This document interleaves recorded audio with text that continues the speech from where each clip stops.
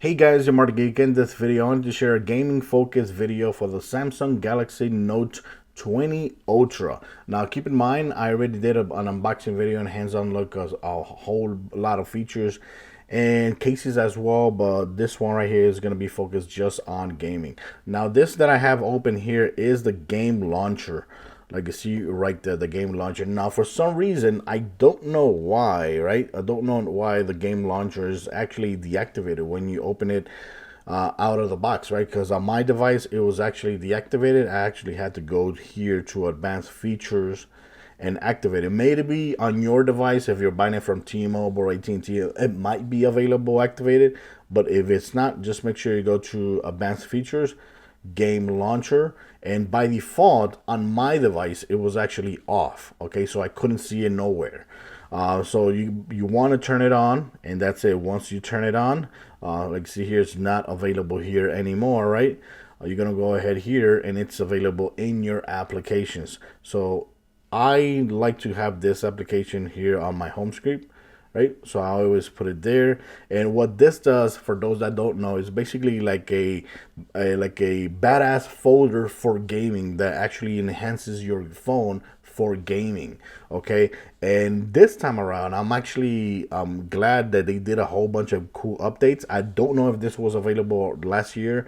Like for example, here, depending on what game you launch or what game you see here, you're gonna be able to see how long you've been playing the game. Like for example, the Xbox, the days I've been playing, you can see it right there, the status, and so on, so on. Here, if you tap right here, you got play history, game notification. Here you got game performances, and here you could change the game performance from focus on performance, balance, or you could go ahead and change it to focus on power saving. Right now I have it on focus on performance. Also, if you want, you can also limit the refresh rate. It says right here, save power by limiting the screen refresh rate to 48 hertz during gaming. So if you want to limit, save some power, you could go ahead and put it on 48 hertz. Keep in mind, if you're one of those that just play very casual games, putting it here won't hurt. It will save more batteries. Here you also have some options like Dolby Atmos for gaming. Make sure you actually activate that because it sounds really damn good. Gaming is right with the sound here sounds incredible. And that's it. That's all the changes you should do there. If you go here to labs, you can activate like get a pad, get better playtime, a calculator, and that's it. So here you got your games. These are the games right now that I have installed. You can click right here and sort by library settings, and like you see, you can actually move around, right? Move around and through the games that you have installed. And if you want to launch one, you could just tap right there, boom, and the game is going to launch with, actually with better performance since you're launching it from here. So that's the idea of having that game launcher. So I'm going to close that right there. And I wanted to show you guys, the Geekbench performances so you guys can have an idea how it performs. Of course, this phone actually has the Snapdragon 865, right? 865. I'm going to go ahead and launch one of them. This is a test for CPU. And you can see here in score, we got, I'm going to lower this. Brightness is too high. So we got 3168. So let's go ahead and compare that to the Pixel 4 XL. So you can have an idea of the differences. And when it comes to the, okay, there you go. When it comes to the performances, this actually has the Snapdragon 855 and it has, I think it's only 6 gigabytes of RAM. This has 12 gigabytes of RAM, and the Snapdragon 865 Plus is the plus version, which it means that it's a little bit more tweaked for it can run better, the CPU, and it has 12 gigabytes of RAM and Adreno 650 GPU. So obviously the performance differences should be very, very noticeable. Like see, we had 3168, 2215. When we go to the CPU component compute, which is the GPU, let's go and choose the best score over here, and let's go to best score over here. And that's what I got, 3587, 2181. So you see there, the differences are very, very huge. So that's one thing that I wanted to share with you guys, just in case you care about that. And that's it. So like you see there, these are the specs of this phone, which you should know by now. Right now, I've been actually using this phone at 1080p so I can have the smoothness. So if you want to make sure you are using this at the best performance possible, just make sure you go to smooth here and make sure you have it adaptive, which is 120 hertz. And you see you're gonna get better refresh rate when you have it there. But of course, to have it there, you're gonna have to have the phone on 1080p, because once you go to 1440p, it's gonna disable that. That's the negative thing about this phone, which I don't agree at all, because if you're paying $1,300 for a phone, there should be no compromise, in my opinion. So that is BS, that you can't use smooth or 120 hertz with 1440p. That's BS. So other than that, this phone, I have no problems playing whatsoever, any game whatsoever. So you shouldn't have problems playing any games whatsoever. And if you are having problems playing games, there's somebody's wrong. Maybe the developer of the gaming company is doing something wrong with the game. Maybe they need to upgrade the game, or maybe your device is actually defective. But with these specs phone has, there's no reason why all these games should be running at great performances whatsoever. Now, another cool thing about this phone, that it makes it easy. If you want to record gameplay for this phone while you're playing game, then share it on YouTube or something like that, or you want to share like a walkthrough through an app, it's very cool. It has the screen recorder. First of all, let's go and tap and hold so we could go into settings. In screen recorder, you actually have no sound, media, and it also can record media, sound, and mic. Right? You got 1080p, 720p, or 480p. This is for the front-facing camera cam, which I really don't care for that. But these are the things that you should care about, right? So I have it like this: media, sound, and 1080p. But if you want to play video games and record your voice talking over the gameplay, just make sure you press right there, media, sound. That's how I keep it: media, sound, 1080p, and that's it. Once you have that done, and you go ahead and click right there, it will also ask you, like you see there, no sound, sound, media, sound, start recording, and right now has a countdown. And you could be playing any game in landscape, you could be playing in portrait mode, it doesn't matter. It will start recording your gameplay. Like you see here, you can see an overlay of that, but you're not gonna see it in the recording. Okay, so you could just stop it like that, or you could just go ahead here, boom, and stop the recording, and that's it. So that's a very cool feature that it has. And of course, with the specs that this phone have, the 12 gigabytes of RAM, the GPU, and the CPU, there should be no problem whatsoever playing a video game and also recording the video game as well. Okay, so that's the great thing about this device. So thanks for watching this video. Now I'm gonna leave you with some gameplay that I've been doing on the Galaxy Note 20 Ultra. Till next time, guys. Bye bye.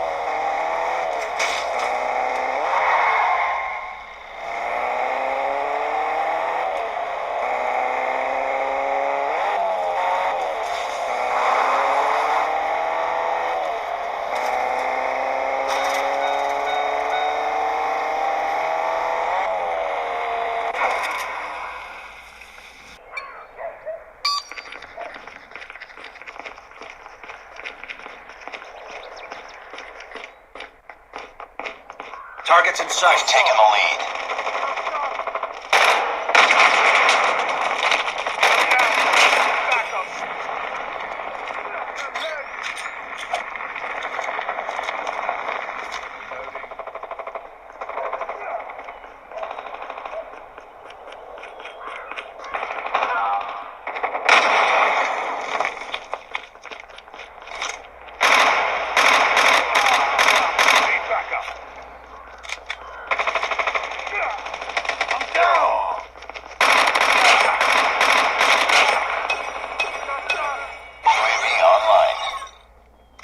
Changing mag. Contact with enemy.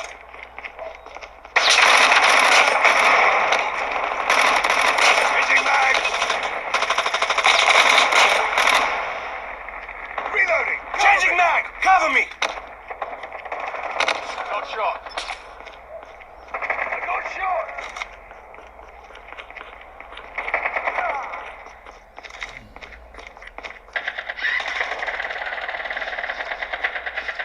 Flashbang! Grenade out!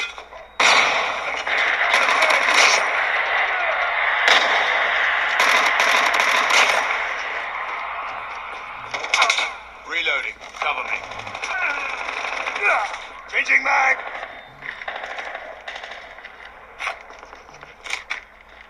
Targets in sight. Reloading.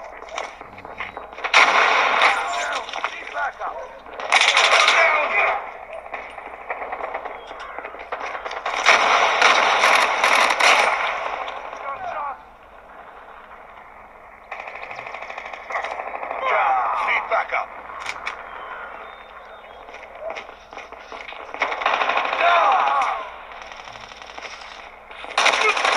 I got grenade out.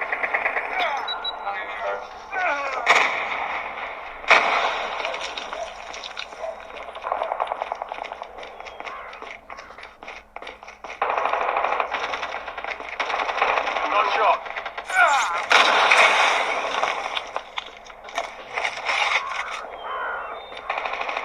Enemy in sight. I got shot. UAV online. Hunter killer drone deployed. Hunter killer drone ready for deployment.